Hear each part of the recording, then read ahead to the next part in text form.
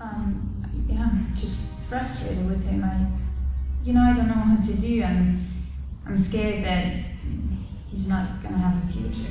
You know what I mean? Okay, thanks Monica for sharing that with us. Sully, would you like to speak?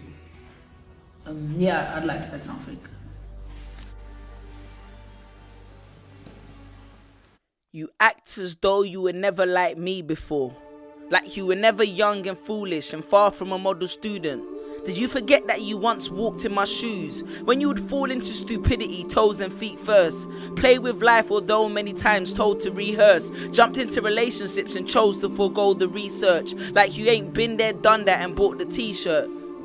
Like you never had a dream that you would strive for, one that you were willing to dedicate your life for. You act as though you were perfect, when you parlay your knowledge around as though you were equipped with it. I'll say it straight, most parents are hypocrites.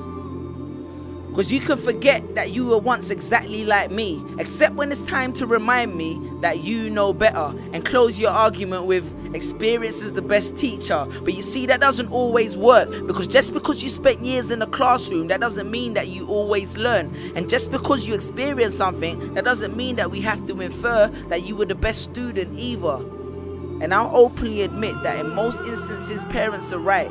But it's not about our decisions being right or wrong. It's more about using your experience to sympathize and let us know that you at least understand where we're coming from. Because at least then we can take that in all seriousness and then decide. But instead it's I'm big, you're small, I'm right, you're wrong, and there's nothing you can do about it.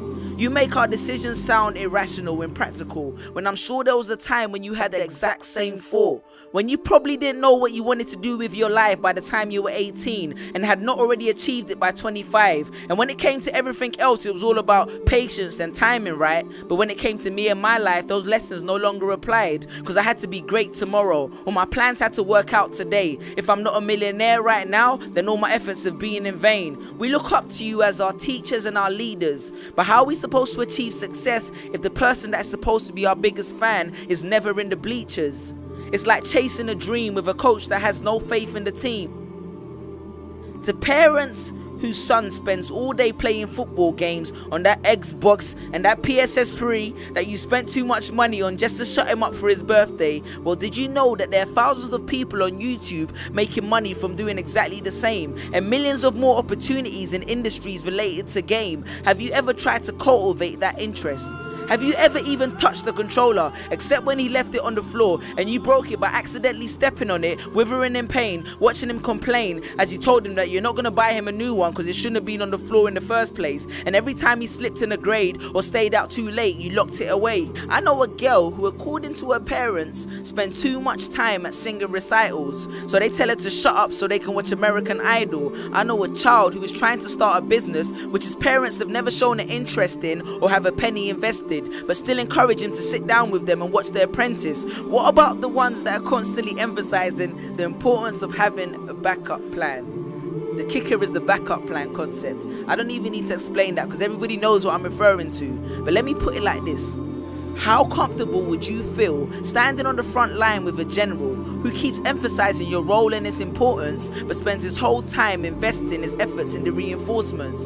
Just think for a second, because if you show more interest in a person's backup plan than the actual plan, then you're actually accurately, fractionally, factually, and practically, tactfully, didactically, drastically showing where your faith in his plan actually stands. Put yourself in our sneakers for a bit, and because statistics show, I think, that between 16 and 18 your feet no longer grow. So it's not that they don't fit, it's just that since you started walking on water, you've forgotten it. And stop trying to overshadow but understand us kids. Because eventually when they become adults, any success they have, rather than just contributing, I bet you'd rather they say that you were actually a part of it. No, actually wait. Because apparently I'm a patron of confusion and never offer any solutions to fairly obvious conclusions, simply because I feel it's not my place to say that my opinion works for everyone. But just in this instance, here is a simple one. Talk to your little one, because no matter how much you like to believe it, it's 2013 and no one is really a kid anymore. With access to clips at our fingertips, we're exposed to the world without having to open the front door. So ask them what their dream is, how and what we, not they, only we can do to achieve it. Your children are your biggest asset, so invest time in speaking, invest time in listening, invest time in hearing, invest time in learning how to play Pro Evolution Soccer and fashion trends and sing Beyonce. Just invest time in not just being a responsible adult. And I agree, you spoil the child if you spare the rod, but ultimately we just want you to believe in us, because a family is the strongest corporation that you can have. Yeah. Peace. Pictures on my phone, just these pictures on my phone. And all my friends with just these pictures on my phone. See these pictures on my phone, got me visualizing home to a place where I